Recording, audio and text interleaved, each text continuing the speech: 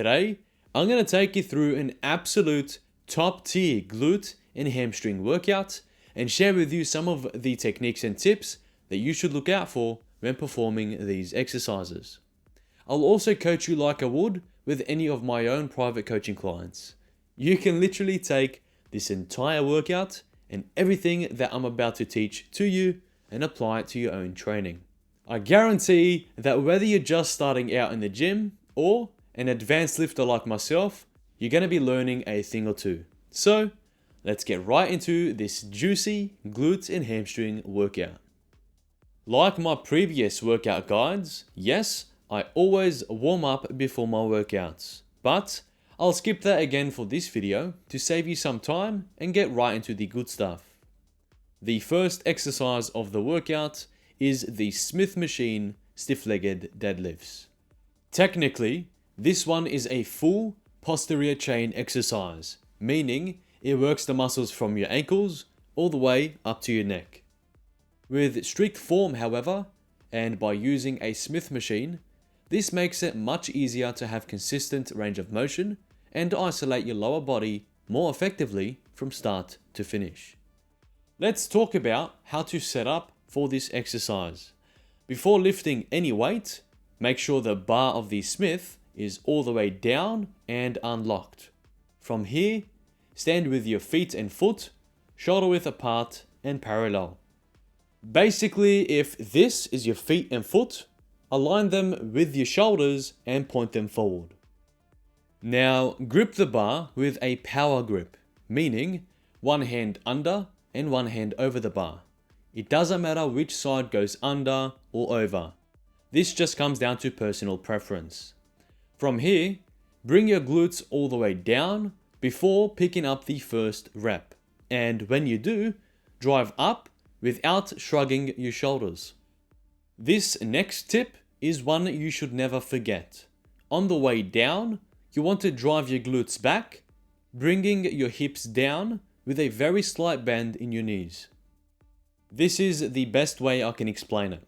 This is you. Imagine you have a rope tied around your hips. Someone is behind you pulling at this rope.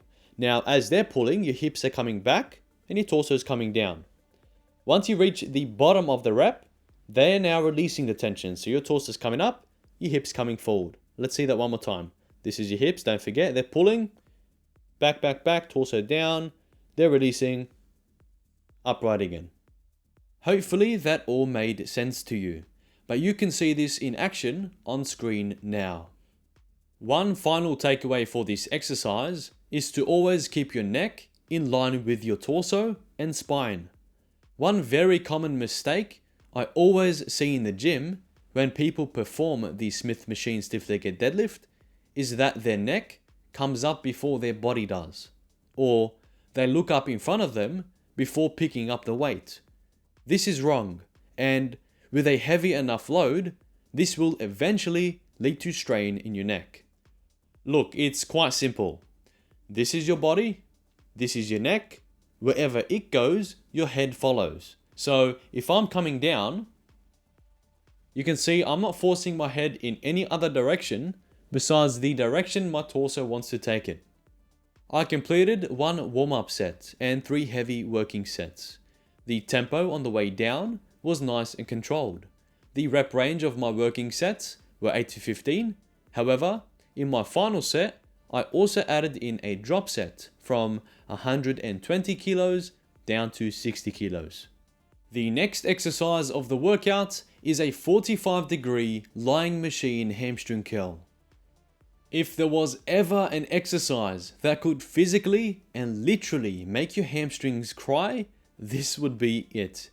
This specific 45-degree version truly isolates your hamstrings by forcing your lower lumbar and glutes out of the movement, applying maximum load exactly where you want it. The same foot setup from the Smith Machine stiff-legged deadlifts applies here as well. Again, this is your foot and feet, keep them in line with your shoulders and simply point them straight. To set up, I like to start with my hamstrings pressed up against the leg pads before laying down and positioning my pelvis just above the 45-degree groove on the bench. From here, squeeze your core as hard as you can and focus on driving your hamstrings back, trying to touch your glutes with them. Do your best to also squeeze your hamstrings at the peak or top of every single rep. Good, that's it. Aim to get the full stretch on the way down while maintaining this technique and form from start to finish. I will bet you anything, if you took note of everything I just said and implement it into your next leg day, you're going to have an absolutely juicy pump and be crawling outside of the gym. Mark my words. I performed 3 heavy working sets. The tempo was explosive on the way up, with a pause before controlling the weight back down. The rep ranges were between 8 and 15. However, in my final set, I also added in a drop set from 50 kilos down to 25 kilos. Next up, we have an isolation exercise for anyone at all fitness levels wanting to build absolutely massive glutes, and that's the single leg glute machine kickbacks. Before any of the guys say anything, understand that the biggest muscle in our bodies is the gluteus maximus.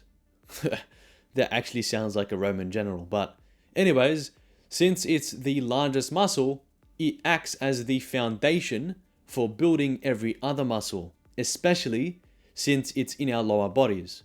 Therefore, throwing in an isolation from time to time is more beneficial than you might think. Now that's out of the way, how do we actually set up for this exercise? First of all, place your hands and forearms firmly on the bench, then with your front foot, keep it roughly in line with your shoulders. In other words, if this is my arms, this is the glute that I'm training, and this is the leg that's going to help stabilize my body, I want to stand in a way to make sure my base of support is solid. An easy way to do that is to make sure that you place this foot below this shoulder. Likewise, on the opposite side, if that's the glute you're training, place this leg below this shoulder. From here, kick back as high as you can, almost as if you're a horse kicking your legs back with full force. The most important tip here, believe it or not, is to squeeze your core and upper body as hard as you can. Otherwise, the force from kicking your legs back will drive your entire center of gravity forward. That's pretty much it. Complete half the set on one side first, before making the switch to the other side of your body. In total, I completed 3 heavy working sets. The tempo was explosive on the way up, doing my best to immediately control the weight back down. The reps were 10 each side consistently. To wrap up this incredibly juicy workout, I threw in the ultimate leg day finisher that's always guaranteed to make your legs suffer. It's none other than the glute and hamstrings focused back extensions. To set up, make sure the height of the pad sits just below your pelvis. This way you're able to flex your hips all the way down without the bench getting in the way. This is a recurring theme with any exercise you want, where the aim is to isolate or target your hamstrings. But again, keep your foot and feet shoulder width and parallel. 2 more tips to set up correctly.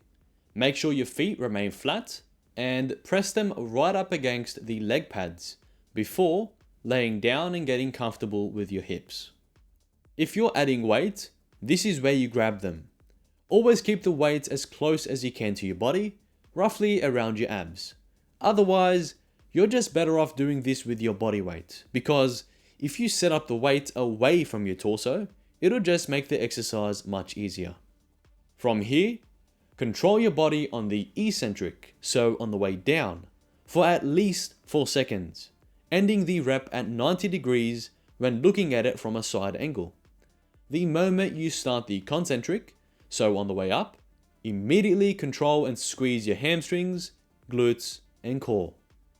Do not lock out your hips at the top of the movement either. Instead, you want to slightly round your upper back downward and stop just before you lock out your hips. Look, This is the best way I can explain it. If this is your starting position, come all the way down until you hit 90, then round your upper back like this, coming all the way up, stopping just shy of full extension. Then come back down again. In total, I completed 3 weighted sets. The tempo, as you can see, is slow and controlled, with a long pause and contraction at the peak. The rep ranges were between 10 and 15, with a drop set to body weight, which ended the entire workout. That wraps up the full glutes and hamstrings workout tutorial. I hope this video was able to teach you a thing or two that you can take and implement into your own training. If you did learn something, then comment below and I'll make more coaching videos like this one. Finally, if you need additional one-on-one coaching, you can find the links to my website down in the description below. And while you're there, don't forget to leave me a thumbs up and slap the subscribe button for a yearly supply of gains.